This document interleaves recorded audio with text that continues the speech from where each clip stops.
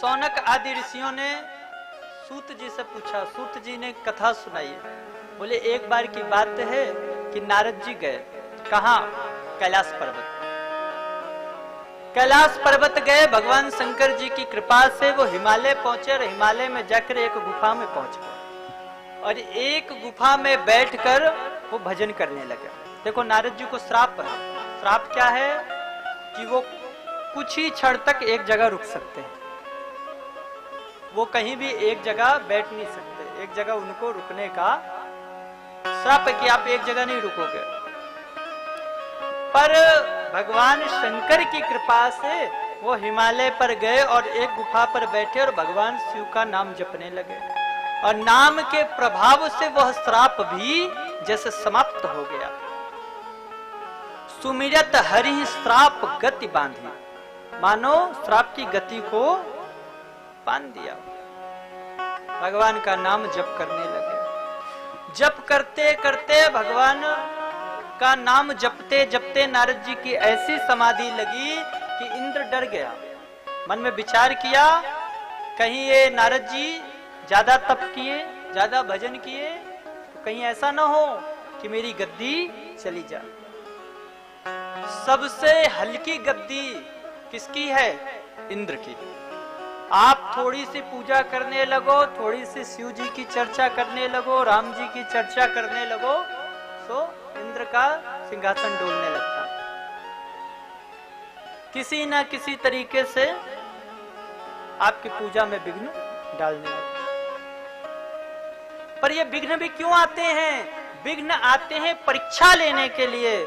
जिसने इन विघ्नों से भगवान को भजना छोड़ दिया वो भगवान से दूर हो गया, पर जिसने इन विघ्नों को प्राप्त कर लिया, इन विघ्नों के बाद भी भगवान को भजना शुरू किया रहा, जिसने उस विघ्न के बाद भी भगवान को भजता रहा, उसे ठाकुर जी मिल जाते हैं। तो नारद जी ने खूब तपस्या करी। इंद्र को पता चला, इंद्र ने तुरंत कामदेव को भेजा, जाओ जाकर नारद जी की तपस्या भंग करो। कामदेव आया, अपने पांचों बाणों का संधान किया, खूब शंकर जी के ऊपर अपने उपाय किए, पर शिव जी की कृपा से, हरि की कृपा से उनका असर नारद जी पर नहीं हुआ। नारद जी पर कोई असर नहीं हुआ। बाद में कामदेव जाकर भगवान नारद जी के चरणों में गिर गया, प्रभु मैं आपसे हार मानता हूं। क्या मतलब? नारद जी ने काम को जीत लिया। कामदेव भी उनको अपने वश में नहीं कर पाया। कामदेव कौन है? जिसने भगवान भाव किया, शंकर जी पर अपना प्रभाव डाला, ब्रह्मा जी पर प्रभाव डाला, उसने अपने बाणों का प्रयोग किया, अपने पिता ब्रह्मा को तो अपने बाणों के अधीन भी कर लिया। वो कामदेव नारद जी के चरणों में पड़ा है। अब नारद जी को अभिमान आ गया। देखो ये सब किसकी कृपा से? नारद जी ने काम पर विजय प्राप्त की, किसकी कृपा से? भगवान शंकर की कृपा से। क्यों? क्योंकि वो शंकर का नाम जप रहे थे और शिव जी की कृपा से उन्होंने काम पर विजय प्राप्त कर ली। पर उनके मन में क्या भाव आया कि मैंने काम को जीत लिया। हम लोगों के अंदर भी अभिमान आ जाता है। किस चीज का अभिमान आ जाता है? थोड़ा सा पूजा पाठ कर लिए, थोड़े माला जप लिए, थोड़ा दान कर लिए, क्या करते हैं हम? जा जाकर सबको बताएंगे, अरे हम ना रोज 2 घंटा भजन करते हैं, 2 घंटा माला जपते हैं। वो गुरुजी आए थे ना, उन्होंने हमें ये वाला मंत्र दिया था, मैं तो रोज जपती हूँ। अरे तू ही नहीं जपती? अरे जपा कर। हाँ, दूसरी कह कि अरे मेरा मन नहीं लगता ना। अरे एक काम कर, तू मेरे साथ कल से जप, देखना मैं 3 घंटा बैठ के एक आसन में बैठ के जपती हूँ। को बताना नहीं चाहिए, बता देने से इसकी महत्वता कम हो जाती है। गुरुजन तो ये भी कहते हैं कि तुम खूब भजन करो, खूब जप करो, और जप करने के बाद जब उठो ना तो हाथ में जल लो और क्या बोलो?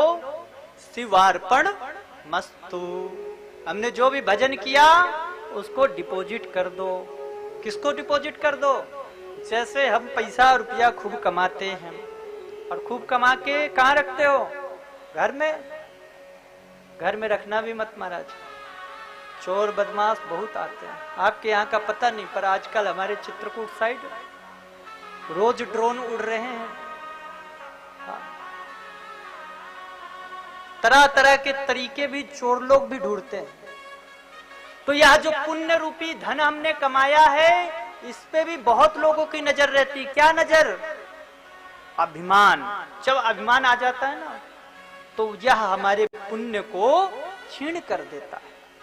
अगर गलती से भी हमारे अंदर अभिमान आ गया, हमसे कोई वैष्णव दोष लग गया या कोई हमसे कोई अनिष्ट कार्य हो गया, तो ये पुण्य हमसे क्षीण हो सकता है। तो क्या करो? बोले हमने जो भी पुण्य किया तुरंत भगवान को अर्पित कर दो, डिपॉजिट कर दो, फिक्स डिपॉजिट कर दो।